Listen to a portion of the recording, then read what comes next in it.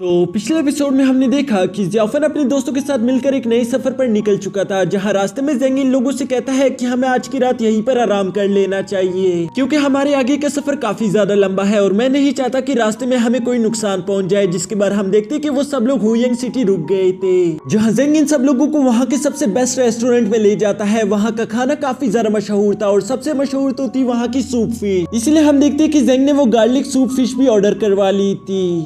अब आगे तो नेक्स्ट एपिसोड के शुरू में हम देखते हैं कि वो वेटर वहां पर सारा खाना लेकर आ गया था, जिसे जियाफन काफी तेजी के साथ खाना शुरू कर देता है। साथ ही साथ वो ज़ेंग से कहता है कि मानना पड़ेगा कि यहाँ का खाना तो लाजवाब है, जिस पर कायू से कहता है कि जरा आराम से खाओ, ये खाना तुमसे कहीं भागकर नहीं जा रहा। यहाँ पर जियाफन को इस तरह से बुकड़ों की तरह खाना खाता हुआ देखकर काई ब्रदर तो अपना सर पकड़ लेता है। पर तभी अचानक हम देखते हैं कि वो वेटर वहां पर आखिरकार गार्लिक सूप फिश भी ले आया था, जिसे टेस्ट करने के बाद जियाफन कहता है कि वाह लाजवाब, ये सूप फिश तो काफी ज्यादा कमाल की है। मानना पड़ेगा कि आप लोगों ने इस सूप फिश को काफी वक्त से रखा होगा, जिसके बाद आप लोगों ने इसमें काफी सारे मिसाले मिलाकर इसे काफी ज्यादा जायकेदार बना दिया है। जिस पर वो वेटर जवाब देता है कि मैं आपकी टेस्ट की कदर करता हूँ, लेकिन आपने एक बात गलत कह दी क्योंकि ये फिश बिल्कुल ही ताजा है, हमने इसे जरा देर के लिए भी नहीं रखा। वो भी यहाँ पर इस तरह की बात कर ही रहा था कि तभी हम देखते हैं कि पीछे से एक लड़की कहती है कि तुम बिल्कुल झूठ बोल रहे हो क्योंकि ये फिश बिल्कुल भी ताजी नहीं हो सकती। और साथ ही हम देखते हैं कि ये सब एक लड़की कह रही थी जो कि दिखने में काफी ज्यादा क्यूट थी। वो ऊपर से सीधा नीचे आकर जियाफन के पास आ जाती है। वो यहाँ आने के बाद उस वेटर से कहती है कि तुम पूरी तरीके से झूठ बोल रहे हो क्योंकि ये फिश बिल्कुल भी ताजी नहीं हो सकती। जिस पर वो वेटर उसे समझाने की कोशिश करता है कि नहीं ये फिश बिल्कुल ही ताजी है, लेकिन वो उसकी एक भी बात नहीं सुनती। वो उसे कहती है कि ये गार्लिक फिश सिर्फ कुनलुन माउंटेन के लेक्स में ही मिलती है, जो कि यहाँ से हजारों माइल्स दूर है, यानी कि इस फिश को यहाँ तक आने में ही सिर्फ आधा महीना लगा होगा।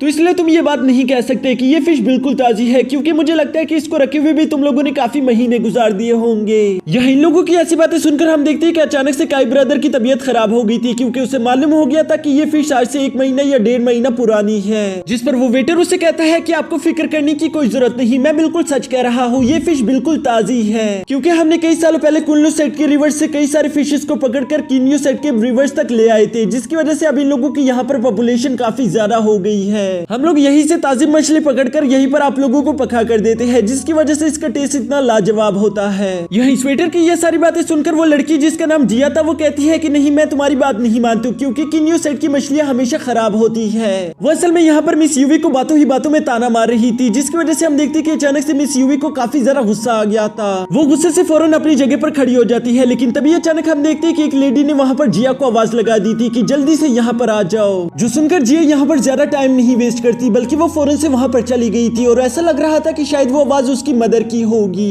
यहाँ जिया के जाने के बाद वो वेटर ज़ेंग और उसके दोस्तों से माफी मांगते हुए कहता है कि आप लोग अपना खाना एंजॉय करो, मैं आप लोगों से इस चीज के लिए माफी मांगता हूँ। यहाँ अच्छे से खाना खाने के बाद हम देखते हैं कि अब वहाँ पर काफी ज्यादा गहरी रात हो चुकी थी, जिसकी वजह से ब्रदर का इन लोगों से कहता है कि आज की रात हम यहीं पर इंतजार करेंगे और फिर कल सुबह हम डिसाइड करेंगे कि आगे हमें किस तरफ रवाना होना है। जिसके बाद हम देखते हैं कि जियाफन वहाँ से आराम करने के लिए अपने रूम की तरफ रवाना हो गया था, पर तभी उसके रास्ते में मिस यूवी आ गई थी, जो कि जियाफन से कहती है कि मैं तुमसे कुछ बात करना चाहती हूँ। ये सुनकर जियाफन को कुछ समझ नहीं आता कि आखिर मिस यूवी मुझसे क्या बात करना चाहती है, लेकिन मिस यूवी याद करती है कि उसी फाइट के दिन वहाँ पर क्या हुआ था। वो जियाफन से कहती है कि उस फाइट के दौरान मैं काफी बुरी तरीके से इंजर्ड हो चुकी थी और तुम्हारे पास मौका था कि तुम मुझे जान से मार सकते थे, लेकिन आखिरकार तुमने ऐसा क्यों किया? तुमने आखिरी मिनट पर हार क्यों मान ली? कहीं तुम्हें मुझ पर रहम तो नहीं आ गया था? जो सुनकर जियाफन उसे कहता है नहीं नहीं ऐसी तो कोई बात नहीं, बल्कि मैं अपने मार्शल आर्ट में काफी ज्यादा बुरा हूँ और मुझे नहीं मालूम अचानक से वहाँ पर मेरी पावर चली गई थी, इसलिए मैं तुम पर हमला नहीं कर पाया। जबकि दोस्तों असल में ऐसी बात बिल्कुल भी नहीं थी। जियाफन चाहता तो वहाँ पर वो मिस यूवी पर एक जोरदार अटैक कर सकता था, लेकिन उसे पता नहीं क्यों मिस यूवी में मिस जीनू की झलक दिखाई दे गई थी, जिसकी वजह से वो उसे और ज्यादा नुकसान नहीं पहुंचाना चाहता था, क्योंकि ऑलरेडी उसने उसे काफी बुरी तरीके से घायल कर दिया था। जिसकी वजह से जियाफन ने अपनी मैजिकल स्टिक को नीचे गिरा दिया था। और यहाँ पर जियाफन की ये सारी बातें सुनने पर मिस यूवी उसे कहती है अच्छा ठीक है अब मुझे यहाँ से चलना चाहिए, क्योंकि आज रात हमें आराम करना होगा और वैसे भी कल सुबह हमें बहुत सारे काम करने हैं। और ये कहकर मिस यूवी वहाँ से चली जाती है। इसके बाद जियाफन भी अपने रूम में आराम करने के लिए चला गया था, जहाँ सोते हुए अचानक से उसे एक अजीब सा नाइटमेयर दिखाई देता है। वो देखता है कि वो खून की नदी में लेटा हुआ था और कुछ अजीब सी डीमन उसे अंदर की तरफ खींचने की कोशिश कर रहे थे, जबकि एक अजीब सा आदमी उसका गला दबाने की कोशिश कर रहा था। यहाँ पर दोस्तों अगर आप लोग ध्यान से देखो तो वो एक अजीब सा आदमी खुद जियाफन ही है, जो कि उसका इवल वर्जन होगा।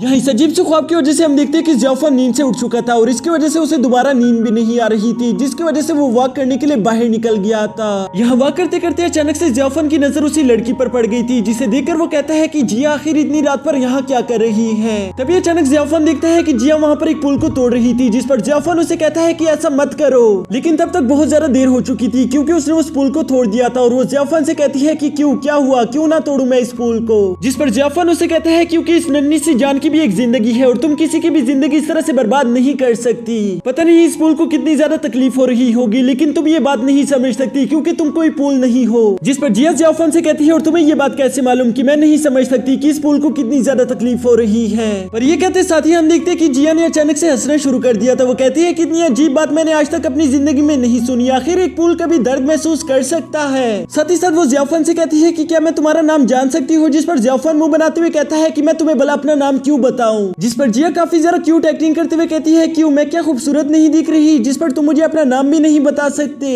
जियाफान उसका चेहरा देखकर कहता है नहीं ऐसी कोई बात नहीं, तुम खूबसूरत हो लेकिन मैं फिर भी तुम्हें अपना नाम नहीं बताऊंगा। जो सुनकर जिया कहती है कि अच्छा मैं तुम्हें खूबसूरत लगती हूँ, इसका मतलब तुम मुझ पर लाइन मारने की कोशिश कर रहे हो। जिस पर जियाफान उसे कहता है नहीं। जियाफान यहाँ पर जिया पर थोड़ा सा गुस्सा हो गया था क्योंकि वो उसे बातों में उलझाने की कोशिश कर रही थी, इसलिए जियाफान उसे कहता है कि मेरा नाम है जियाफान और ये कहकर वो वहाँ से चला जाता है। यहाँ जियाफान के जाने के बाद जिया उस पुल की तरफ देखते हुए कहती है कि जियाफान तुम्हारे आंसुओं को ये दुनिया नहीं समझ सकती, तुम इस दुनिया के लिए नहीं बने, इसलिए मुझे लगता है कि तुम्हें हमारे साथ चले जाना चाहिए। यहाँ पर जिया काफी अजीब तरीके से एक्ट कर रही थी, जिसके साथ ही हमारा ये एपिसोड यहीं पर खत्म